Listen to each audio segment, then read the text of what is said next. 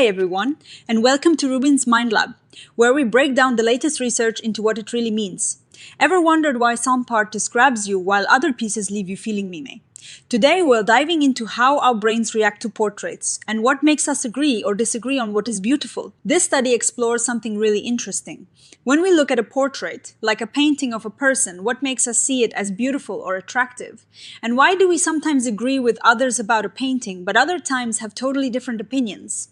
Scientists Takanori, Sano, and Hideaki Kawabata wanted to figure this out by looking at how we judge portraits and how our own interests and attitudes play a role. Imagine looking at a painting, you might think it is beautiful or maybe just average. This new study suggests that while some aspects of judging a painting, like its beauty, are pretty consistent across people, others, like how attractive the person in the painting seems or how much emotion it stirs up, can really vary. They use the cool method to see how much we agree on our judgments. And then an even cooler method to figure out the cause and effect relationships between our personal traits and how we see art. What they found is that things like our sex, our beliefs about moral beauty, and even our ideas about what is beautiful can shape our final opinion through subtle paths involving how masculine or feminine we perceive the portrait to be, and the emotions it evokes.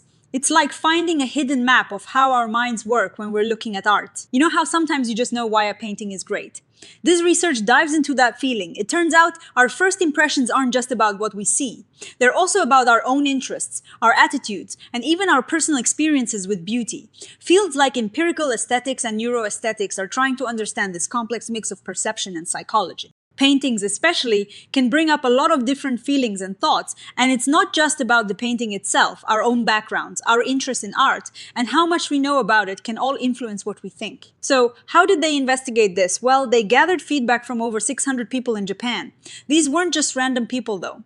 They made sure to filter out anyone whose responses seemed inconsistent, keeping only those who gave thoughtful ratings. They had a mix of men and women, and importantly, they looked at how art experience played a part. With most participants having little to no formal art experience, which is actually great for this kind of study, as it means we're not just hearing from art experts. The study involved a web experiment where people looked at 100 portraits, 50 of men and 50 of women, selected from a large online art database. For each portrait, participants rated them on several things. How attractive the person looked, how beautiful the painting itself was, if it felt abstract or figurative, how much emotional stir it caused. And its masculinity or femininity. They also answered questionnaires about their personal interests and attitudes towards beauty and art, like their engagement with natural beauty, artistic beauty, moral beauty, and beautiful ideas. They used sophisticated statistical tools to analyze all this data. One of the clever techniques they used is called mean minus one, or MM1. Think of it as a group agreement score. It measures how much people generally agree on their ratings for a particular painting or a specific quality of a painting. If everyone rates a painting similarly beautiful, the MM1 score for beauty will be high, suggesting a shared understanding or criteria. If ratings are all over the place, the MM1 score will be low, pointing to more individual differences. And what did M1 reveal? Well, this is where it gets interesting. When it came to the beauty of the portrait, people agreed more than they did on the attractiveness of the person in it. This suggests there are more shared standards for what makes a painting artistically beautiful, perhaps based on its visual elements and composition. But when judging personal attractiveness, things got more subjective, with individual opinions playing a much bigger role. Also, the agreement on things like emotional arousal was quite low, meaning people felt very different things when looking at the same portrait. This makes sense, as emotions can be really personal. Interestingly, they also found that people agreed more on their ratings of female portraits than male ones, except when it came to how abstract or figurative the painting was. Now, on to the really mind-bending part, figuring out why these agreements and disagreements happen. To do this, they used a powerful tool called Lingam, which stands for Linear Non-Gaussian Acyclic Model. In simpler terms, Lingam helps scientists discover cause and effect relationships directly from data. It is like a detective for hidden connections. They used it to see how personal traits like art interests relate to impression evaluations and how different impressions might influence each other. Here is where the narrative really splits. The Lingam analysis showed that the relationships between impressions actually changed depending on whether the portrait was of a man or a woman. For male portraits, they found that attractiveness directly predicted beauty. So, if a man in a portrait was seen as attractive, the painting itself was more likely to be rated as beautiful. It's a pretty straightforward connection. Take a look at this diagram for male portraits. You can see how attractiveness seems to lead to beauty. This suggests a kind of bottom-up process. What you see as attractive in the person directly contributes to your overall judgment of the painting's beauty. But for female portraits, the story is different. Here, beauty actually influenced attractiveness, and emotional arousal played a bigger role in both. This hints at a more top-down process. It's not just about the immediate visual appeal.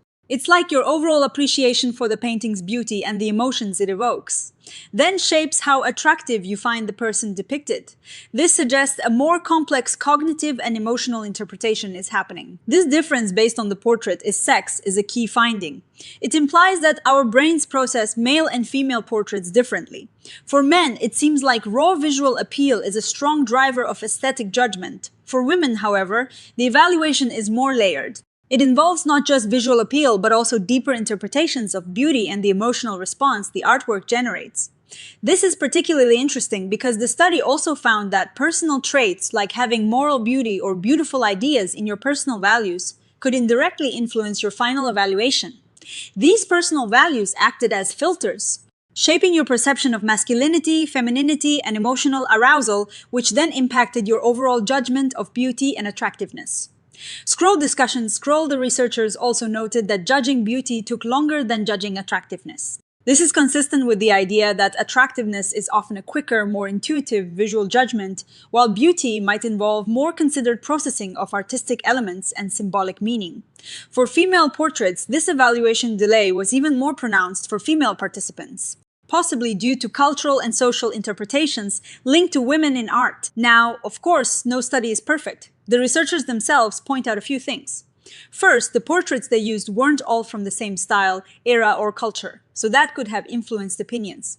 Second, while they saw a causal link in female portraits where arousal influenced beauty, they acknowledged that cultural contexts might have played a role. And lingam, while powerful, is an exploratory tool with assumptions that mean the causal structures it suggests are hypothetical. Finally, since all participants were Japanese, we can't automatically say these findings apply to people in other cultures. So, what is the big takeaway from all this? We see that when it comes to judging portraits, there is a fascinating interplay between shared aesthetic standards and individual differences. While we might agree more on the artistic beauty of a painting, the attractiveness of the person represented and the emotional arousal it causes are much more subjective. The study suggests that our personal values and even the sex of the person in the portrait can subtly steer our evaluations, with male portraits leaning on a more direct bottom-up attractiveness. Beauty path, while female portraits engage a more complex, top-down process where beauty and emotion shape our perception of attractiveness. It's a lot like discovering a secret language our minds use when we look at art, a language influenced by who we are and what we see. This research opens up exciting avenues for future exploration. Imagine comparing reactions across different cultures or using experiments to confirm these causal links found by Lingam. Understanding these intricate processes can help us appreciate art on a deeper level, and perhaps even understand ourselves a little better. Thanks for joining us on RUBIN'S Mind Lab. If you found this dive into art perception as fascinating as I did, please give this video a thumbs up, leave a comment with your thoughts on what makes art beautiful to you, and don't forget to subscribe for more mind-bending science breakdowns. We'll see you next time.